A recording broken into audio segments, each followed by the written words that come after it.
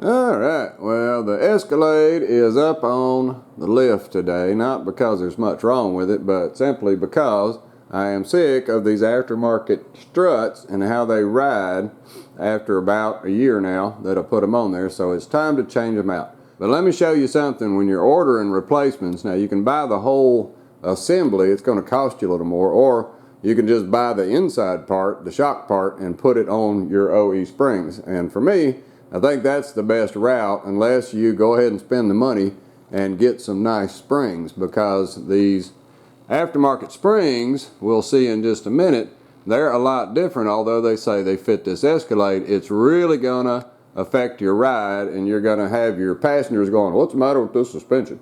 And your wife going, "Did you hear that? What's that noise?" Because these things just aren't riding right.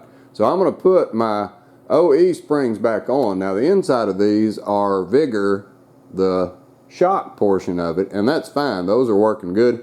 These are Vigors inside of here, but the aftermarket springs is what my problem is, because the ride is just squishy, and when you hit a big bump or a big pothole, you can actually hear it bottom out. So we're going to get set up and we will show what the difference in these springs are, so you'll know when you're looking to buy a whole assembly or you're looking to just replace them, then you'll know what to look for these Escalades, because it does make a difference. Alright, so just what makes a difference on this ride and what's annoyed me so much that I'm going to go ahead and swap these back out.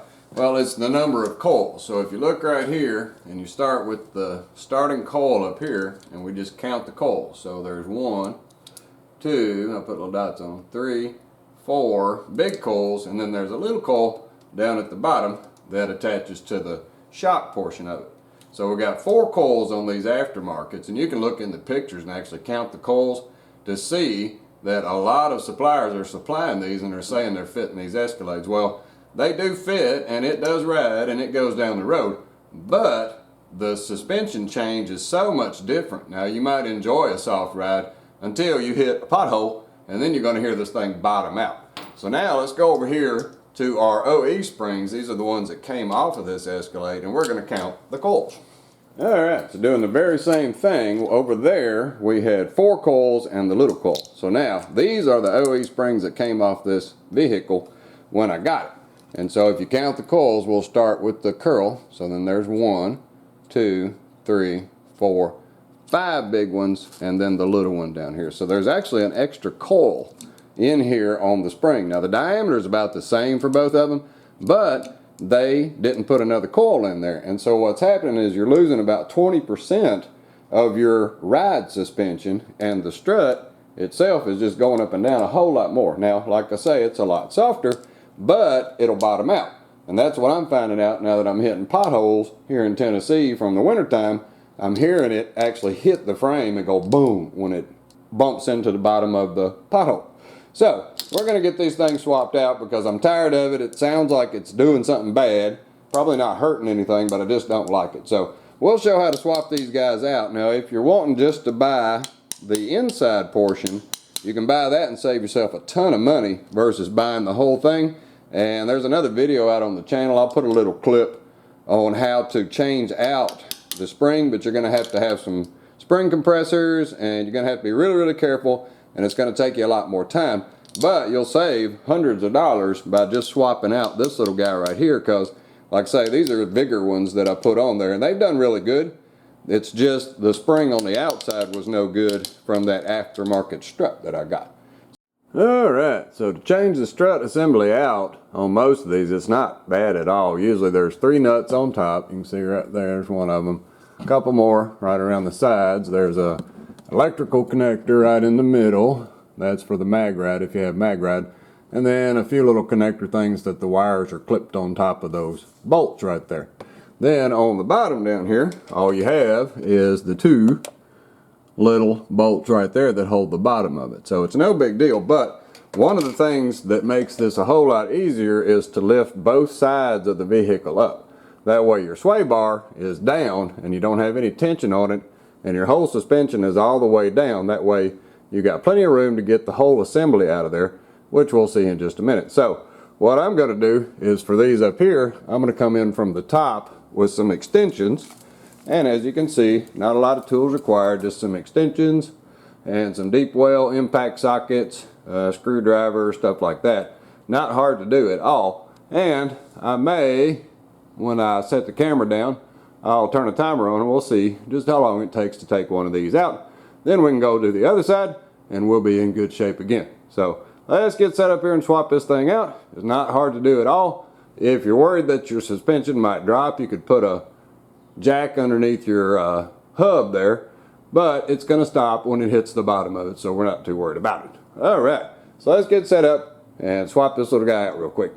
Alright, so to change one of these out, it's really not difficult at all. Once you got it up on the lift, all you got to do is reach up in there and grab that connector, push the little connector thing, pop him off, and that's for the mag ride, so we'll get him out of the way. And then you'll see the wire up here. You just got to get a screwdriver up underneath it and wiggle it off of the threads there. So everything's exposed up top now. Might be a couple of those, who knows. Now we'll go up top up here and I'm going to drive those out with the extensions. Then we'll come down to the bottom, take the two off, and we'll flop the whole thing out of there. So let me back the camera up and you'll see these bolts come out. Alright, so armed with our extended impact driver here, and you'll see it come down here when I hit these bolts. I'm going to go up top, and we're going to pop those three out of there.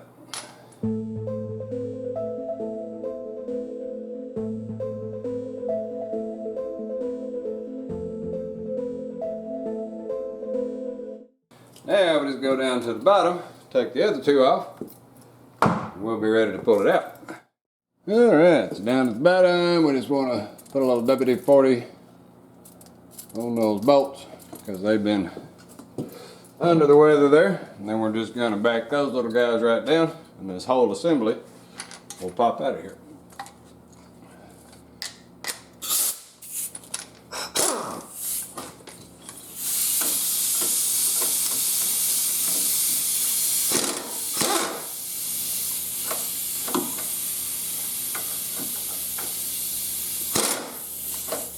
And my little wing here is messed up, so let me get a pair of pliers and grab it. Yeah.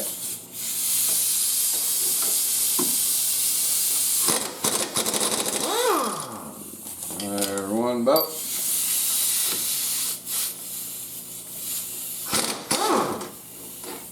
There's the other bolt.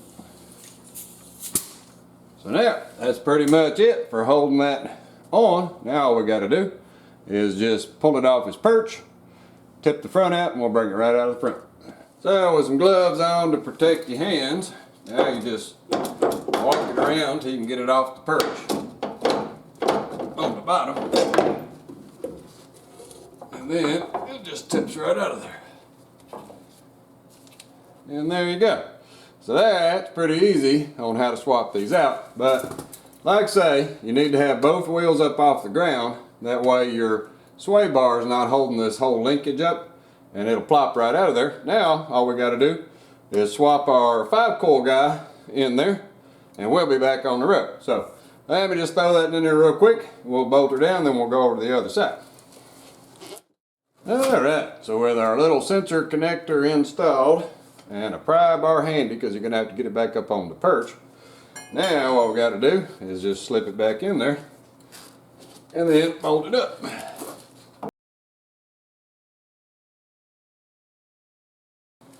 Now down at the bottom, all we got to do is hop it back up on the perch. So that's where you got to get something to hook onto the bottom of the shock and raise it up back up onto the perch.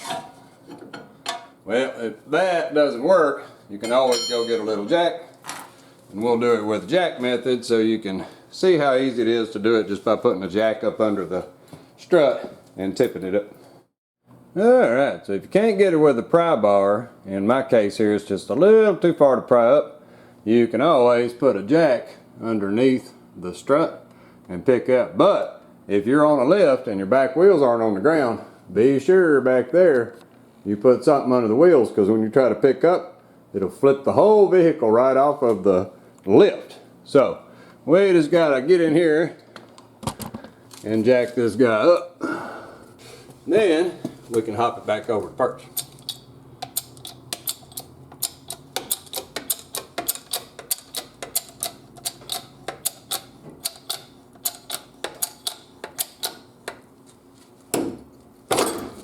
like that right there. Now, it's up on top of the perch, and we can put our bolts back in, and then we'll be ready to bolt the whole assembly back up. So now all we got to do is line up our bolt holes, and they're off a little bit because it jumped too far.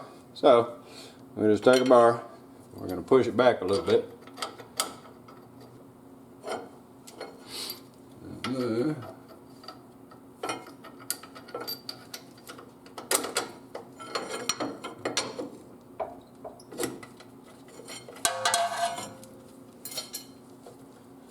Right there. Now, all we got to do is drive those back home, bolt the other ones up on top, and we're done. So then we'll move over to the other side once we got this one done.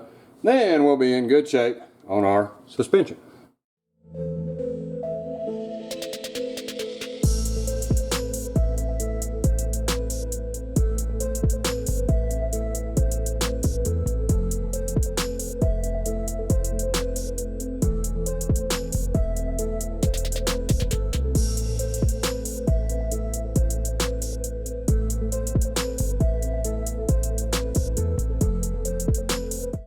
And there we go. So now it's all changed out. Like I say, the important part is how many coils you got in here versus the aftermarket ones, because it's not going to ride near the same. If you don't have as many coils in there, it's going to be quite bouncy, and when you start hitting bumps in the ground or potholes or stuff like that, you might start bottoming out. Well, alrighty. Hope that helps someone, and thanks for watching.